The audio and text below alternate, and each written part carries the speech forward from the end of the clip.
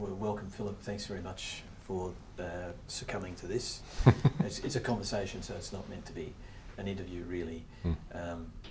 Although I suspect that you'll be doing most of the talking, because that's your subject mostly. So tell us a little bit about your background and your interest in the arts generally.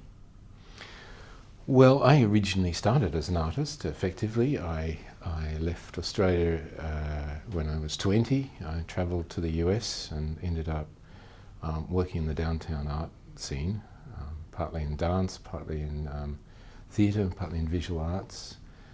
Then I worked in London, then I worked in Germany, then I came back to Australia and worked at the Sydney Theatre Company. What sort of art were you interested in? What were you doing as an artist? Well, I was a very naive person from Australia who was 20 years old, and I was just open to whatever was there. And to some extent I was lucky to end up in New York at the high point of downtown Soho art, which was a very interesting period because it's when visual artists were working closely with dance people and working closely with musicians. And what we now call cross-disciplinary art effectively was reborn at that time.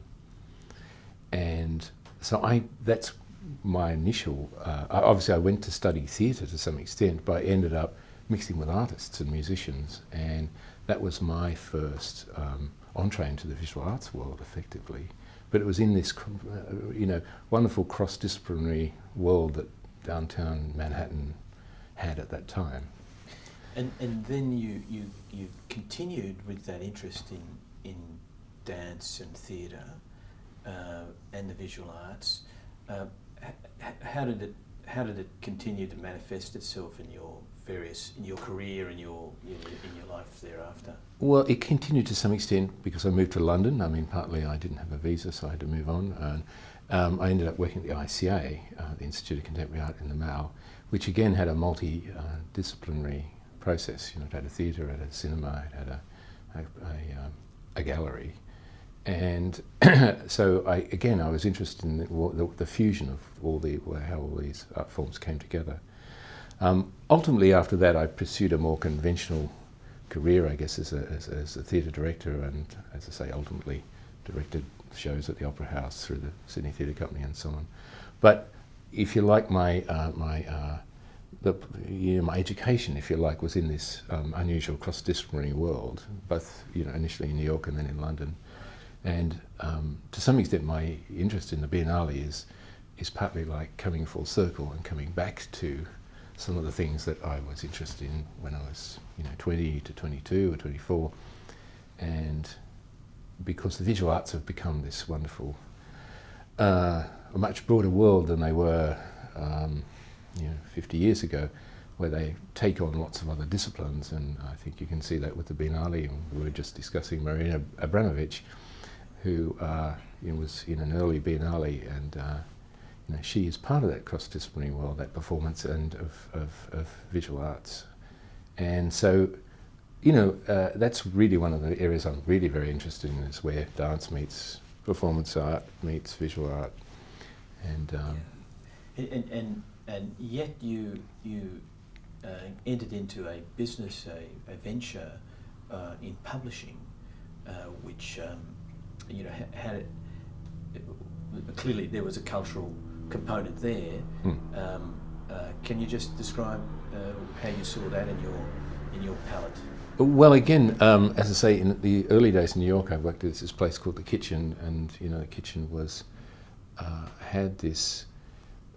Although it had visual artists working there, it was a venue that partly launched Talking Heads band, and so at the same time I had this strong interest in the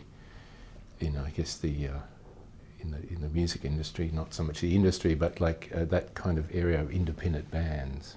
And I guess I came into the music area just at the kind of beginning of the punk era, and this is when anyone could do anything. And again, it wasn't so much about pop music; it was about making statements, and there were lots of people around who were artist crossovers. So Patti Smith, for instance, she started as a visual artist to some extent, and she became a Pop star, rock star. Yeah.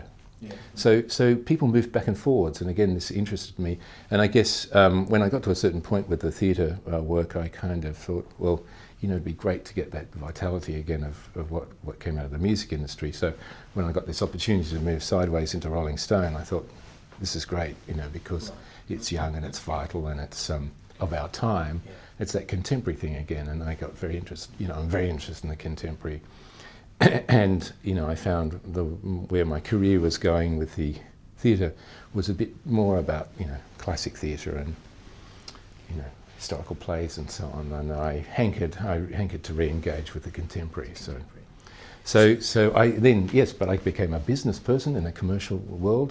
Because obviously this area is not subsidised in the way that what are called the high arts are subsidised.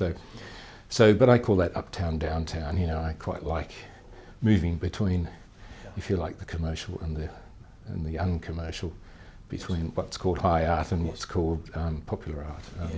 Yes. So you ended up taking the franchise for Rolling Stone here in Australia. Correct. Yeah. And then you also bolted on a number of you launched a over number time. of publishing houses as well, publications as well. So totally unrelated. Well, related in a sense. They were related because they were related. They're all ultimately entertainment titles, right? Like what I would call popular culture. So I seem to always fail when I stepped out of that area. So what I was good at, what we were good at as a company were titles that focused on various forms of popular culture. So again, there's this culture stream through it. So occasionally we tried to do lifestyle type magazines, and for some reason we just didn't get it right and didn't work for us. And so, can you describe some of those other publications? Well, yes, we ended up doing a punk music magazine called Blunt. We ended up doing a magazine about guitar called Australian Guitar. We ended up doing the Wiggles magazine. Oddly enough, we got to know the Wiggles when they were in a band around Sydney, and of course they ultimately decided to work for a different audience. And but also then computer games and video games, because they came along, and I guess they're, again, popular culture that is somewhere, they've replaced some parts of what the music industry did. So there was a relation all the way through, I think. It's interesting. So you're clearly open to embarking on innovations such as video games and the like, new technology, and there's clearly sort of a moving image exercise there, visuals and all of that. Yeah. So that. And in a business sense, it worked for us because we were fast, we were nimble. Obviously being in publishing, we were facing some very big competitors. I started from nothing effectively, and yet we were competing against the Murdochs and the Packers of this world.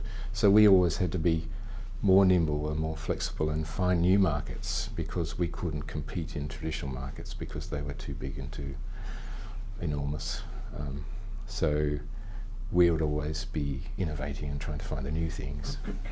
And through this period, what was your, you continued to have a relationship with the arts beyond the publishing world? I did and I didn't. Obviously I did as an audience member. I didn't continue it as an artist, and in one sense, I personally regret that. I kind of felt I stepped away from it and became this other person, and worked in this commercial sphere.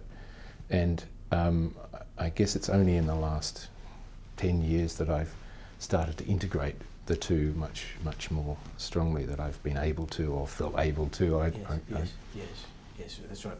Well, there's always a question about sort of making business work and applying your efforts there, and it's almost like a sort of a first priority to get the sort of the keep the wolf from the door type exercise. Yes, well, exactly. It wasn't until we'd progressed for a few years that we had I wasn't doing everything to some extent, and could start to pull back a bit. Yeah. So then you started to take an interest as much in all of those art forms again. Yeah, well, say that's right. Whether beyond an audience member and now as a contributor, as a philanthropist, because you're well known with your foundation now across the board, dance, theatre, visual arts. Can you describe some of those various other interests, and so where that philanthropy is going for you, in the sense where its focus is? Well, I started the Keir Foundation as a PAF about 10 years ago, and again it was a really slow, quiet start initially because I was feeling my way. But I guess I thought that given we didn't have a huge corpus to work off, that what I could bring to it was experience as well, I guess, previous experience in the arts, and then some kind of, if you like, organisational or business experience as well. So I guess I started to try and work out where I could, or the foundation could be useful, and I guess over time we've started to very specifically focus on dance and the visual arts. Again, because they're both areas of what I call innovation. They're both areas that are very international, and because I've had an international background, I'm of course much more drawn to those forms that... So, but dance, not theatre, per se? Well, theatre to some extent is restricted by a couple of things. One is language. So dance can travel through almost any country because many times there's not a verbal element to it. Sometimes there is, but it's usually, even if it is, it's a subsidiary thing.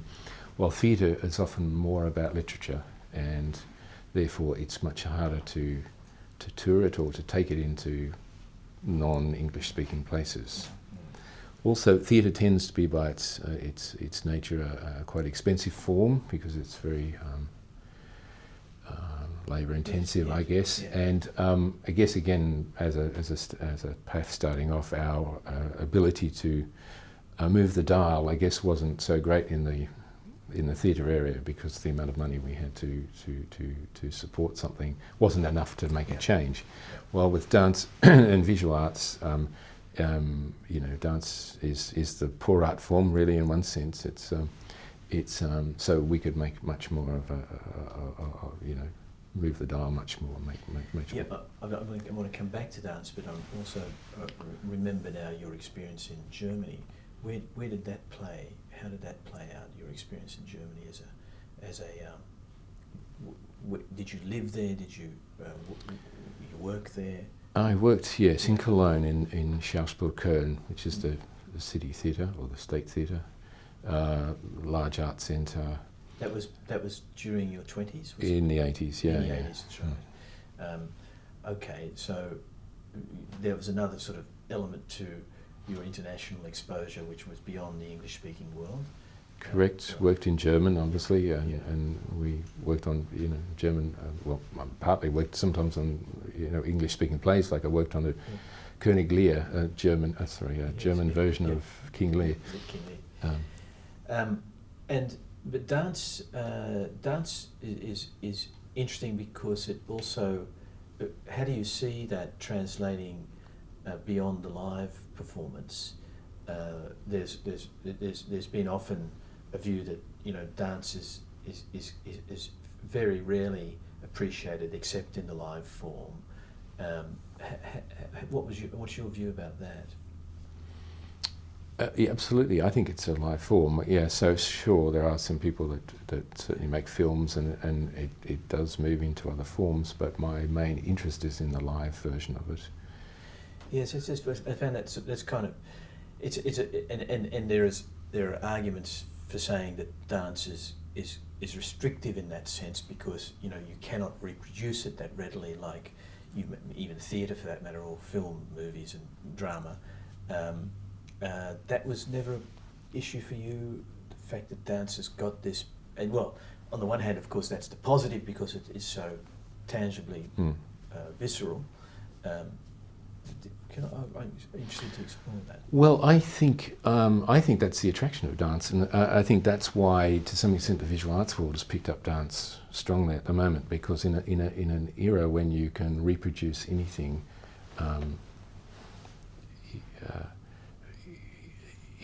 dance has an immediacy and a realness about it, and I think this is partly the impact of the internet, because the internet and the digital reproduction of things means that things are available everywhere all the time, and there's image of image of image, and I think that sometimes it's often said it's this question of like we can Skype people, we can be in contact with people with social media continuously, but the face-to-face meeting is still as important, or as you could argue has become more important than ever. And again, to refer back to Marina Abramovich as we were earlier, I think that's partly what her work is about. Like you're facing off against, you're facing someone, a real person directly across the table. And it's the realness of that actuality that is really important. And so that's where I think dance, I'm using dance in the loosest version, dance in the sense of a human presence, a body's presence in space. I think that's become more important because, we spend a lot of our time in this virtual space, of contacting people, across media.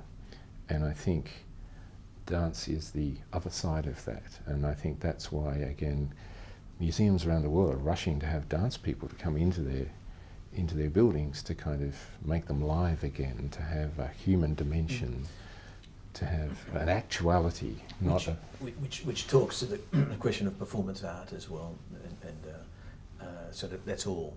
It's all a continuum there, isn't it? In my mind, it is. Yes. I mean, some people say yes, dance, and they think ballet, or they think a particular form or a particular discipline of movement.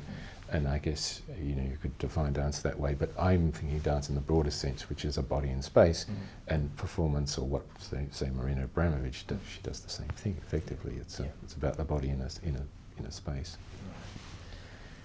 Great. So coming to the Biennale now, you joined the board in 2008. At the time of the Carolyn show. Just before it, yes.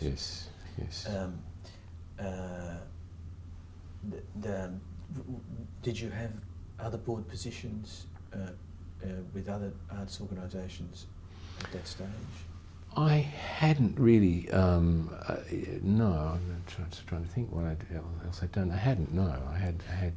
So this in a way, this is kind of a first official entry into sort of, if you like, an organisational arrangement, if you like, in the art world. Well, yes, and had been very much a business owner, and I had run my own thing, and so I hadn't been part of a corporate network. I had been very much ran my own thing. That's right. And so, yes, it was the first time I entered into a kind of what you'd call a kind of a broader situation.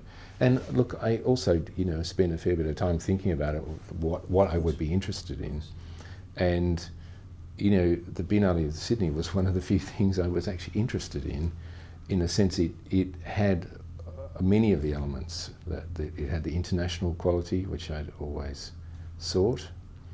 It didn't have a building, and this might sound rather strange, but in my theatre practice, I spent so much.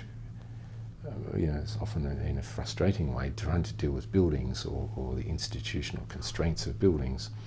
So, for instance, if you direct theatre at the Opera House, there are a lot of rules. There are a lot of restrictions.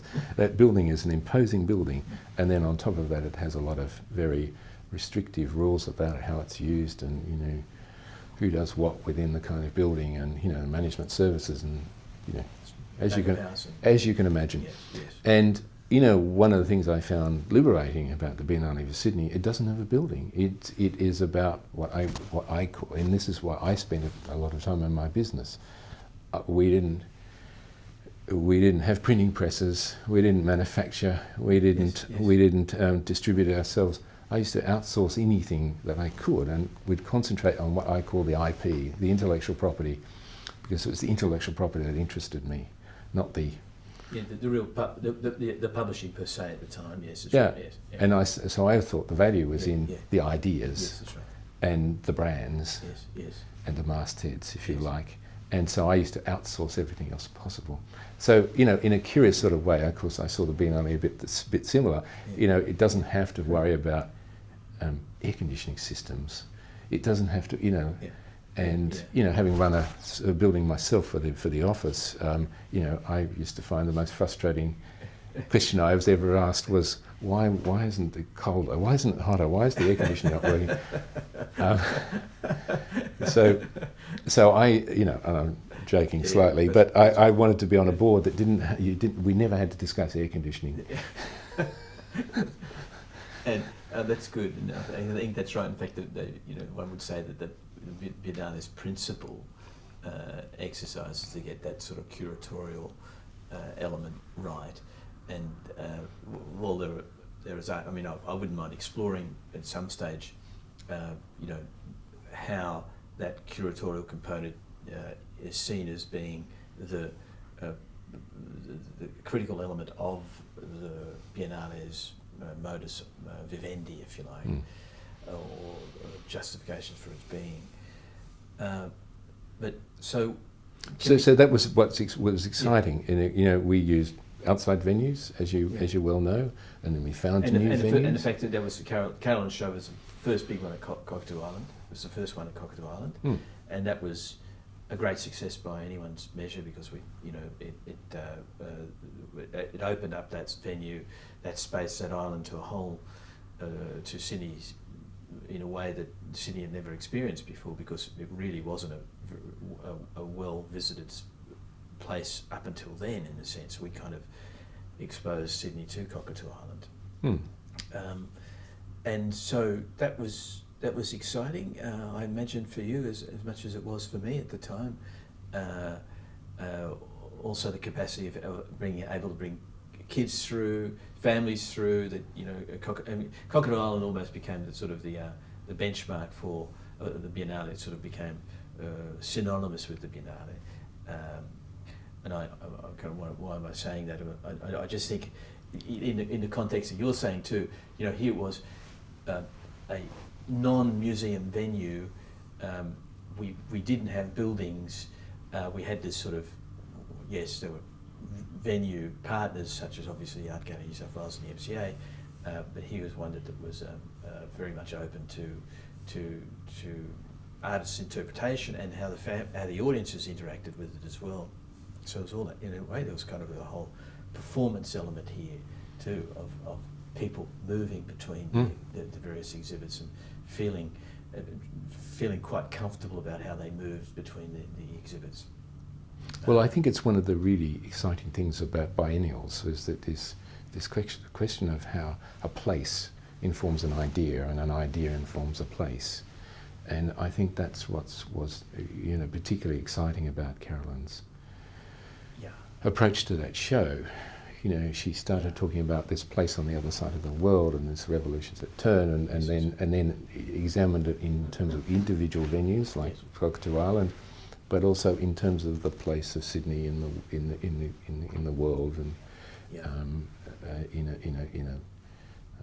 I guess a social and political sense, but also in an art world sense as well. Yes. And so I think that question of place and idea coming together is really what's really exciting. And then the fact that the Biennale of Sydney has some ability to choose its spaces. So the format of spaces each time is not locked in. It can be different from iteration to iteration. And then of course the other exciting thing is that there's a different curatorial oversight each time, so you get a completely different view, because a new curator coming in has a completely different view to the last one and the one before that. And with larger institutions, particularly those bound by buildings, they don't have that flexibility, and you know, so again, these were the draws to the Biennale of Sydney, because it has that flexibility. It has it's IP driven. It's internationally driven. And she worked that show very well in terms of those other venues too, because she had historical exhibits within the museum venues to some extent that kind of required that sort of space, because they were sort of more fragile pieces and you know, quite important pieces from 50 plus years ago. So some of them. But she also, if you like, some of her show becomes about a conversation with the institution. So what she does is the institution would never do. So if you think of the Art Gallery of New South Wales, what she ends up putting in the Art Gallery of New South Wales is not what they would do. And many of the works commented on the building itself, you know, whether it's the Panoni outside or the chalk work on their facade. And so, you know, again, it's that really interesting thing, inside-outside thing, which, of course, the institution itself struggles to do because they're the institution, they're already in there. And so I think that's really what's, again, was fascinating about that exhibition itself, but it's fascinating about the form of the Biennale. Yeah, that's I want to come back to that notion of the form of the Biennale later in our discussion. So you came on board at a real high point for the Biennale because in 2008 was kind of a rebirth of the Biennale with Cockatoo Island, and then we went from strength to strength. I think even though it was difficult almost to imagine how we could do better than the 2008 show, I thought David Elliott's subsequent show was even more kaleidoscopic because he had a number of. He brought together a lot of performance pieces, whether it was the Tiger Lilies or the Super Deluxe and international Japanese, English, and the like. So we had, I thought we kind of really made a big statement with Sydney-siders and with Australia more generally and with the world too, because people were sort of really starting to take notice of the Biennale in terms of its capacity to sort of do things that were innovative and exciting for the audience. So then. But also relevant to an international art audience as well. So relevant for those artists that came here and relevant to people that hear about it from outside. So I think both those exhibitions, as you say, had people took note of them internationally as well. Even those people who didn't actually come here. Both those catalogues, for instance, are very good catalogues. Both had very strong concepts. So what's left behind is very strong too from both those exhibitions. Good, and that's the ongoing tradition of the Biennale. Was hoping that it could resonate not just locally but internationally, and we had then the following show with Catherine de Zager and Gerald McMaster, still with a different thematic, a different take on things. It was the first show that had the joint curatorium, at least a couple. And still, Cockatoo Island was an important venue, and so it was kind of I said it as well. It's sort of kind of third time, second time lucky, third time kind of proved that this was working, and we what were can you think just surmise about recollections about how you saw the board working, the team working, what was your sense of the Biennale as an organisation, apart from its outcomes, and, as we described it, artistic outcomes, curatorial outcomes? Well, to some extent, my experience, and it's hard to define this very closely, was very strong in those first two exhibitions. And I found that the staff had an open view and a flexibility for 2008 and 2010, and so the exhibitions themselves had a certain elasticity, and they were kind of bold and tried to bring in lots of things, as you said. I mean, David's had a bit more of a historical view than Carolyn's, as though there was a different spin to it, or different elements that came out, but they both were kind of what you would call, bold, large visions, allowed lots of people to have views, but open-ended. And the same was true, I think, of the staffing and how the process worked in terms of production and so on.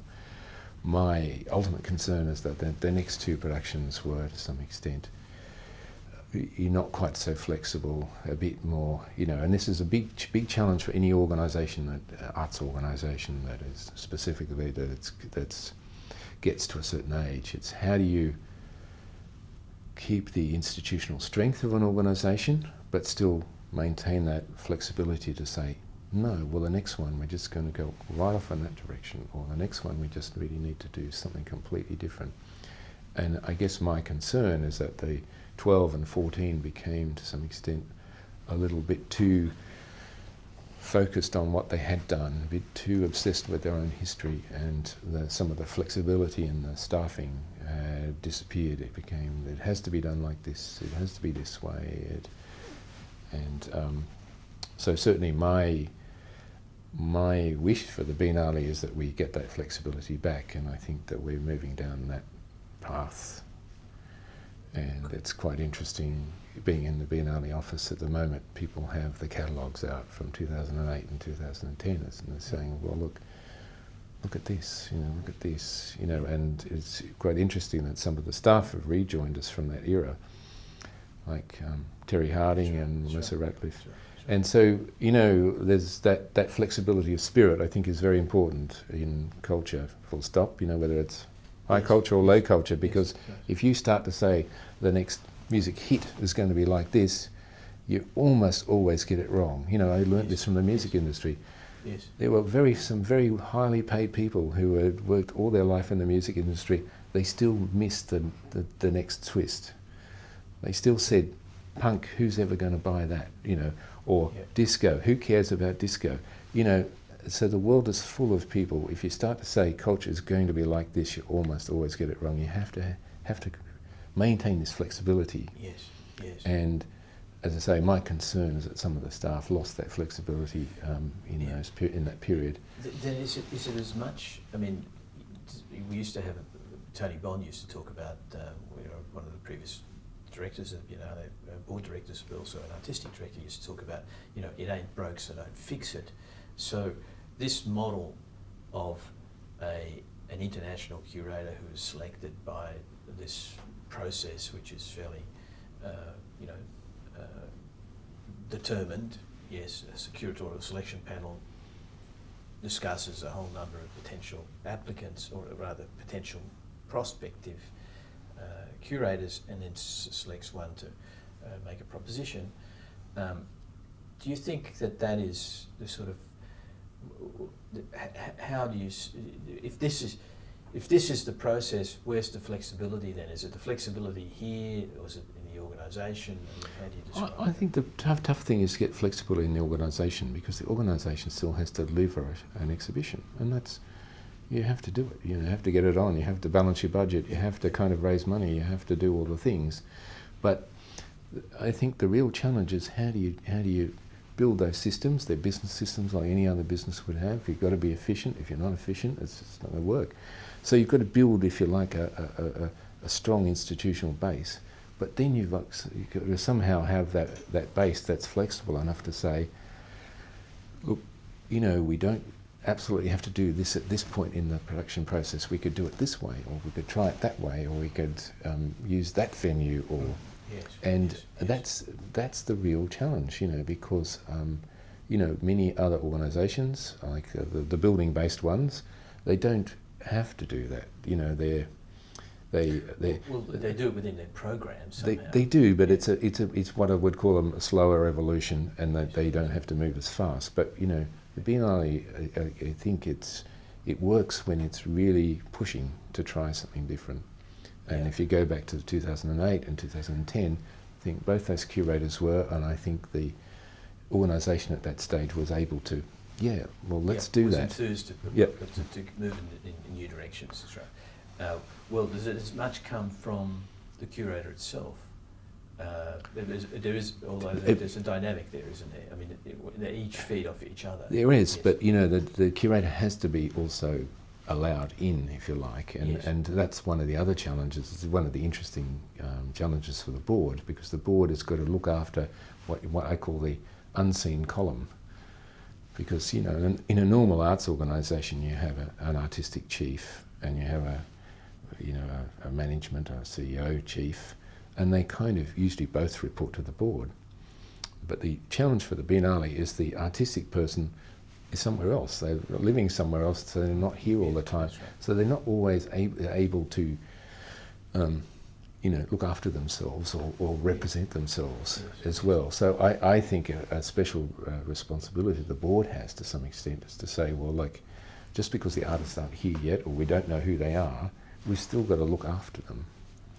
And, you know, I guess one of my worries sometimes with the Biennale in recent history is that the staff looked after itself and didn't look after those other people well enough. Right. And the board wasn't quite in a position to kind of move across and help bridge that if there was a gap in that exercise. Well, particularly because if members of the staff are very strong in their opinions, it's and they're there all the time saying you've got to do this, or we've got to get this, or we've got to hire that person, and you know what I mean. It's hard for a not-for-profit board to say, well, no, that's wrong, or it's not the right balance. And of course, the artistic directors themselves see themselves as being the divas, for want of a better word, not necessarily reporting to a chief executive of the organisation per se, but they see themselves reporting to a higher authority in a way, which could be the board or the chair. So so that dynamic is always going to be there. I think that's right, and I think that's a very pertinent, insightful comment, Philip, and how you develop a better relation, how the board, how everyone develops a better relationship with the artistic director. Well, because it's a tough thing, because each artistic director, as you know, is very different. So it's not like because you had that relationship with the last one, the next one will just slot into place. No, because the new person is completely different. You've got them a slightly different time frame. You know, they're maybe not available at a certain time, and they are at another time. So you know what I mean. It's quite hard to say this is exactly how things work in a straight management, time management sense. So yeah, it's So that's one challenge of the Biennale. Can you talk about other challenges? I mean, well, just talk. How do you feel now as chair?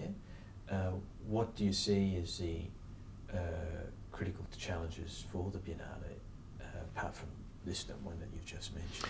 Well, the other challenge, I think, is this international question, and I think that it changes all the time. I guess how Australian artists or the Australian art scene works with the international art scene, it is again a kind of very dynamic relationship. And again, I think that there's a nature of, the funding requirements for government, various government levels. They're usually, they're about Australian governments, or about the state government. Each of those levels of government, as you know, have their priorities, and that's fair enough.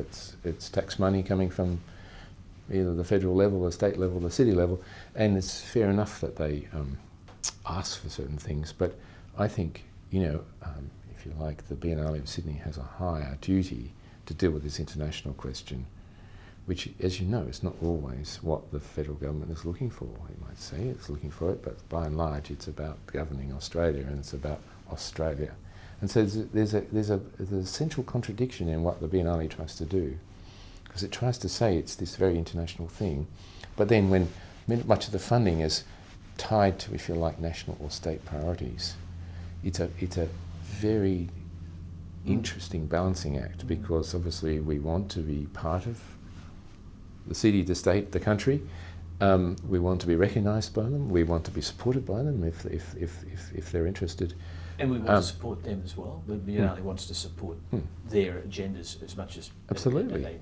We want to support local artists and local communities and so on. But on the other hand, we don't want to be prescribed by that. We want to have this free, open view. And I think that's one of the challenges, because you can see often with many arts organisations, and I'm not just talking about the Biennale, they become so locked on where their funding is coming from. Yes. Oh, well, yes, you want something in Western Sydney. Okay, you make a little program for that. You want something here, make a little program.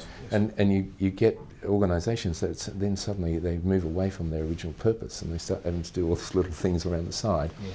And so I think the international challenge is one of the biggest ones because, the Biennale of Sydney, of the large organisations in Australia, has the most international purview and should maintain that, and that's what's important. And I think when that falls away, the organisation is prone to being challenged. It's interesting. Paula was talking about how in its history the Biennale is seen as being critical to that international exposure because people in the 70s weren't getting much, 70s, 80s weren't getting that much international exposure, weren't travelling as much, etc., etc. She's suggesting that it's less of an issue now. People are travelling more. Clearly with media, they are getting much more influences from overseas. There's a suggestion that the Biennale doesn't provide the function that it provided in the past in terms of that sort of international exposure. How would you answer that? I think that's quite true. I think that at one stage, the Biennale was the only game going. So in one sense, it had a very privileged position because it had. I often think about arts in a competitive situation, just like you would in business. It didn't have any competitors. It had the field to itself. There was no one trying to push it out of the way. But I think quite literally it does now, of course. There are many things, and the competition comes from either people seeing things themselves in other places, or other institutions here taking on international contemporary art in a way that maybe they haven't before, or new institutions coming into place that have that as their function. So you see that with the Art Gallery of New South Wales. There's much more emphasis on that area now than there was, say, 30 years ago. So I think obviously like any organisation that's in a competitive situation has to adapt and say, well, what do we do now? We have to do something more specialised or something better or go further in a certain direction. And so I think that's the challenge that the Biennale has, is how to refocus given there are many other people. But I still think that, the fact that, as you say, the fact that it was the only game in town at one stage to some extent, it doesn't mean that there's not a very important sets of functions. And I think to some extent the curator of this next show, Stephanie, partly in the thing we talked about earlier, these attaches, this if you like, this new networking process. And I think that's a different thing. It's a different thing for the Biennale to some extent, but it's also a different thing for the way contemporary art is experienced here. So it becomes more about a whole group of people rather than, I think if you go back 30 years to some extent, it was more like, here are a whole bunch of objects and pieces and works and artists that you have never seen before. And there was a sort of Wunderkammer nature to it, like it was like a box, you opened it up and there's all these things you never saw before. So it was possibly in one sense much more focused on the objects, because the objects were exotic, new, things from other places. And I think to some extent now what we have to do at the Biennale is more about link people together, because people can see the objects on the internet much more easily. People can travel to see the objects in other places, as Paula says, and some of those things are coming here anyway through some of the other institutions.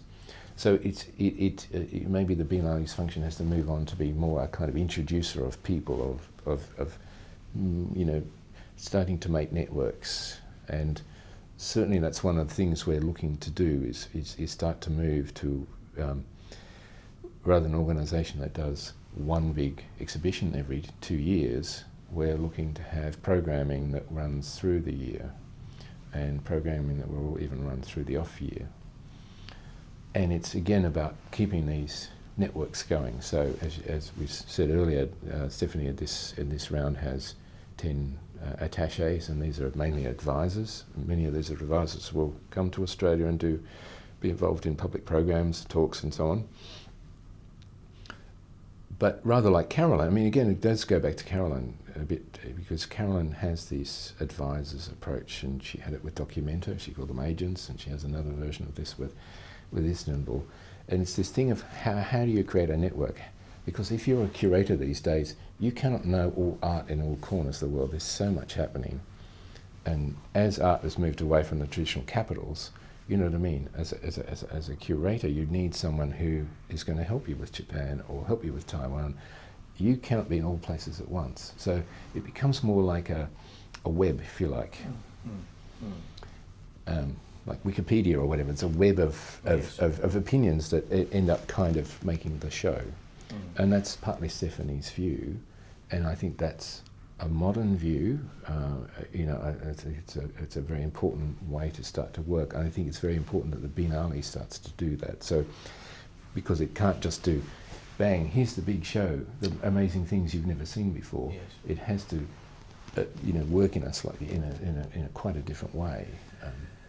It's interesting. I mean, everyone talks about now the fragmentation that is happening amongst all of us, in the sense that we're becoming tribal. There's no such thing as mass media. People have got their niches. Here is the Biennale that has a niche of a contemporary art audience, a growing audience in Australia, and just focusing on the Australian audience at the moment, because you know, here we were 40 odd years ago, there wasn't much of a contemporary art audience. It was almost like a clique. One could argue today contemporary art is becoming more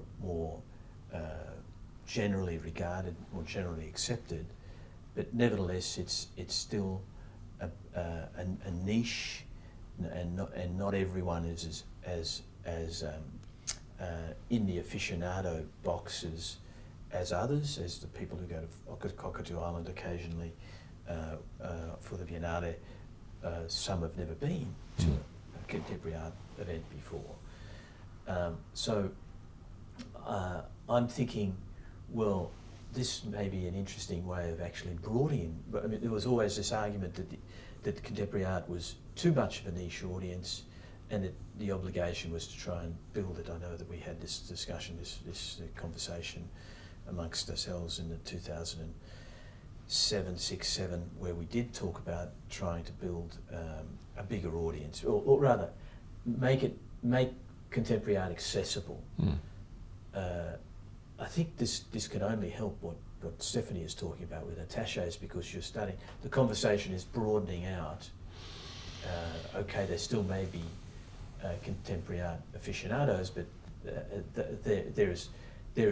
there's a group of voices here that is talking rather than one. So I found that exciting, interesting. Well, I would put it a slightly different way. I think the Biennale has already been remarkably successful in getting a very large audience. I mean, partly because festivals, by their nature, they, you know, take splintered interests and combine them into one event. You know, so you'll see the same with Vivid, if you like, to take another extreme example. Yes. I mean, it has a whole range of spray of events, Yes. like which have nothing to do with each other in a contextual sense, and kind of puts them together and says, here's one thing, and that's what a festival does. And you know, it's often the same with a Biennale. I think you have 100 artists with 100 very divergent views and different ways of working and different mediums they're working in, and you kind of like bring it together, and that's what a festival does, and says, hey, come and have a look at this, because you know if you brought 100 artists separately, you'd have micro audiences for each of those artists. Yeah. So I think the Biennale has been incredibly successful at that, and that's its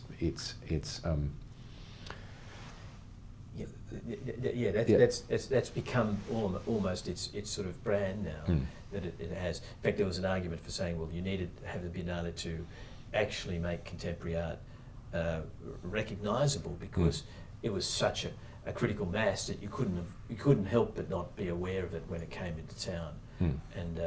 And so yes, so now contemporary art is an accepted medium in a sense. Yes, and look, I think people sometimes forget, you know, if you lived in Sydney 20 years ago, as I did, as you said, contemporary visual arts was like a micro interest, you know, it was you knew all 10 people that were interested in it, you know, it was so niche. And coming to your passion, which is kind of my passion as well, it's the passion for the contemporary, so that helps. And people are interested in the contemporary. People, that's not to say that's not to negate the importance of the historical, but there is an immediacy clearly with the contemporary which people can sort of relate to. But I think to some extent the Biennale's challenge is to say we've now got that large popular audience, and what we need to do now is work on those other connections. And you know, sometimes they're with local artists, sometimes they're with international artists, and try and deepen those connections. Deepen those connections, right. Which is more, because you often have that question of number, you know, quantity over quality, you know, and I'm not saying... So you want to say, how do you take someone who just comes to see one and how do you get them to see all the venues, or how do you get them to come back to see another show, so that contemporary, the Biennale is not their only contemporary art experience every 2 years. You know, how do you get them to kind of be involved in a deeper sense? And this is one of the things Stephanie is interested in. I mean, when we say get, I mean, if people, the obligation is, in a sense, there's a sense that there is a desire to deepen it. So that's what you're looking to satisfy that desire.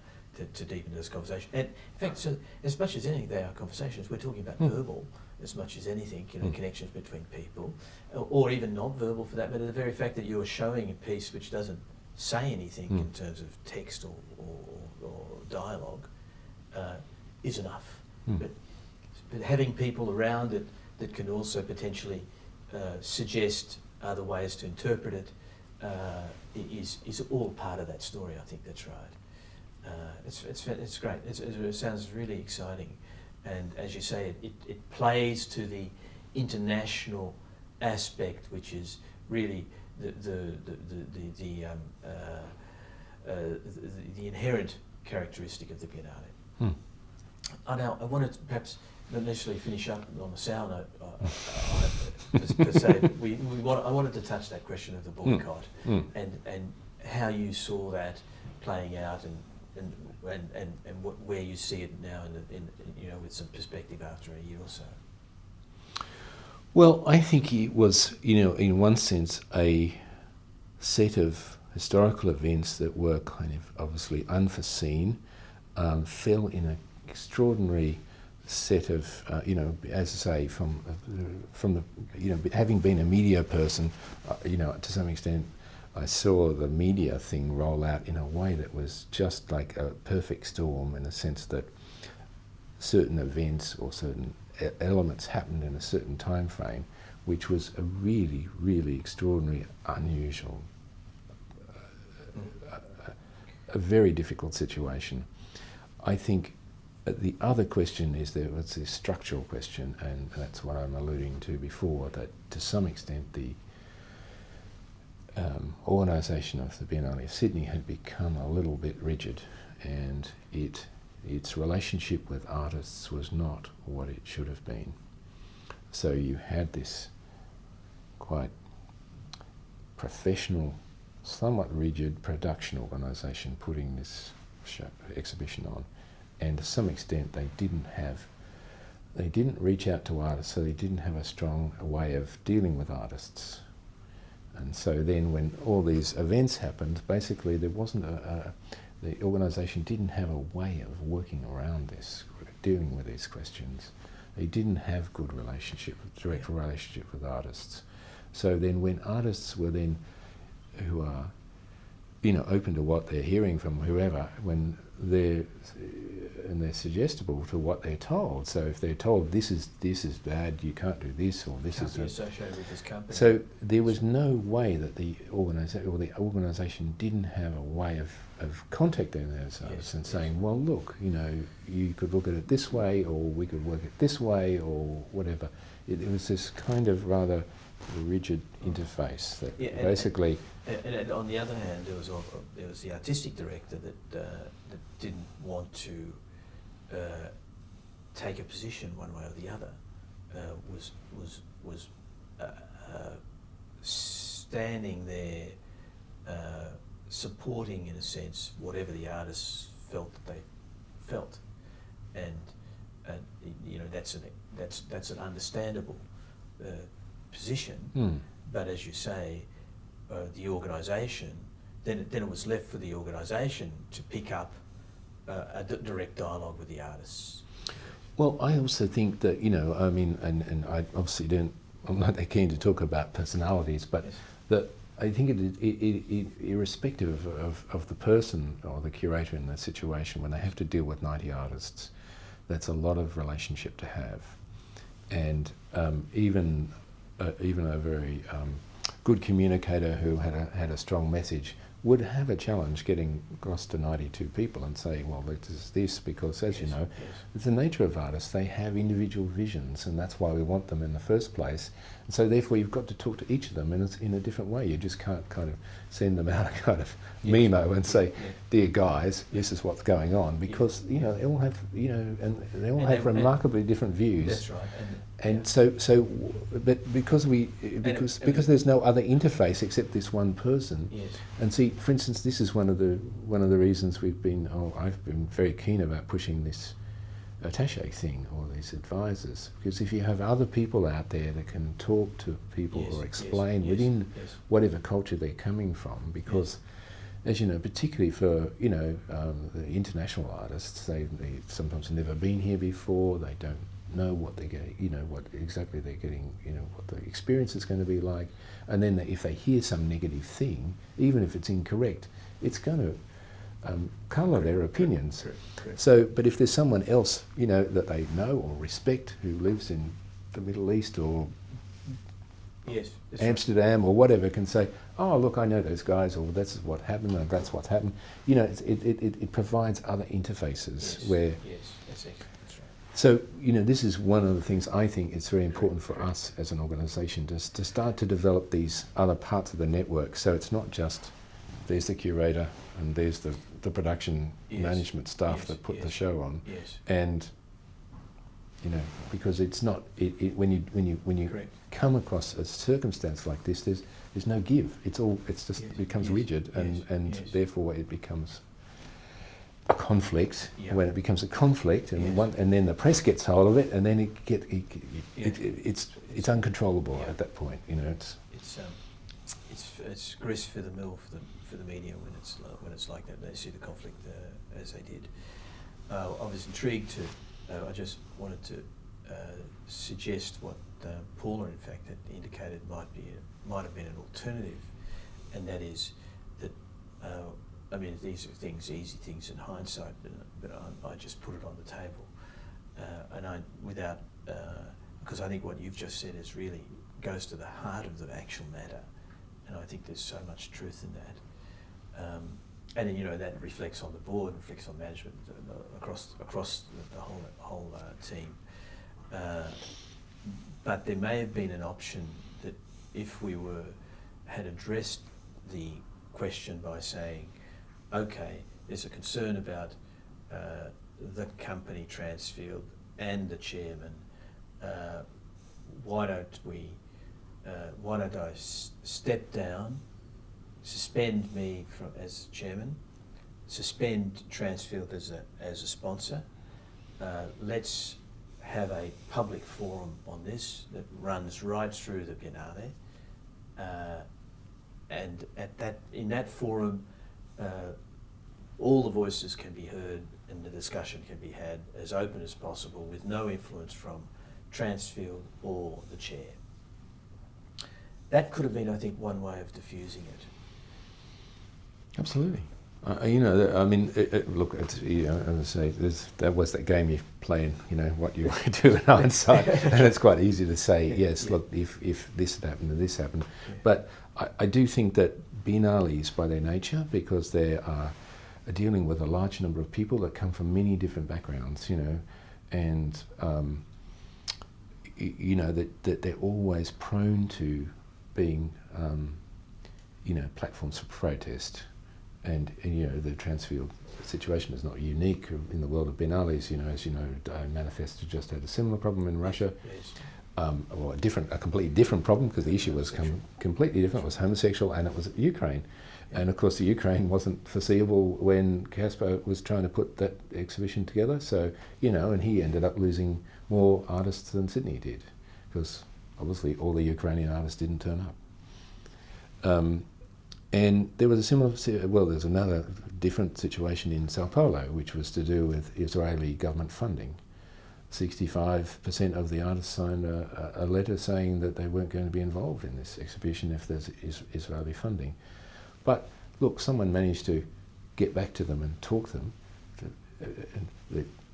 Sao Paulo didn't give the money back. It wasn't a huge amount of money from Israel, but they put it into their education program.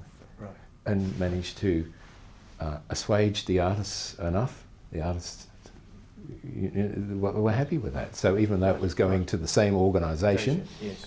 It didn't go into the exhibition, and that made the artists feel okay about it. So there are always ways of negotiating those things. But like when you don't have your CEO specifically on, out there trying to find those situations, and where you don't have an organisation that has good contacts with artists, it's prone to falling apart. It's prone to someone getting some issue up, as I say, it happened to be Transfield last time. Creating a sort of a real rubbing point, So it's something, I really think that organisation, as in the full-time organisation, have to manage, and sure, the board have to oversee it, but the board are a non-profit board. They are not paid. They are not full-time. They cannot do full-time disaster management. Because that's what it becomes in the end, as you know. Once you get into news cycle, it's like. Yeah. It's daily, it's hourly, it's minute by minute, and social media and so on.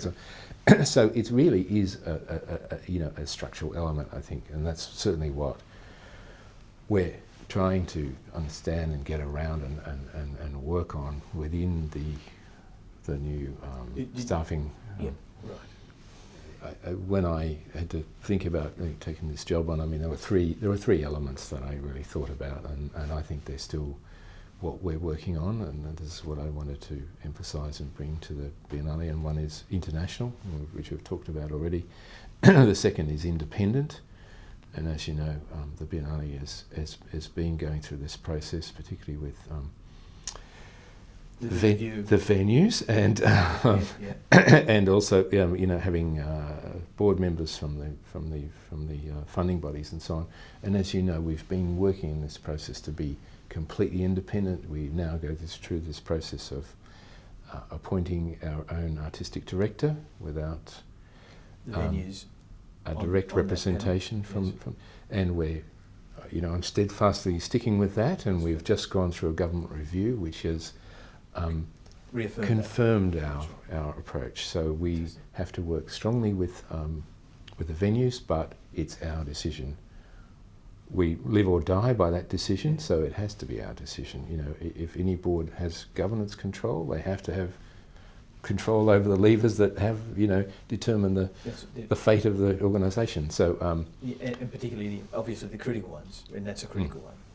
So, and then the last one, which we've partly touched on, is what I call the Biennale is a network of networks, and it's a network in so many different ways. It's a network of artists, and that's what the exhibition is in the first place. It's a network between, Australian visual arts and Sydney visual arts and the global world, and it's also a network of venues, of course. So those venues are very important to us, and we have to work well with them, even though it's our decision.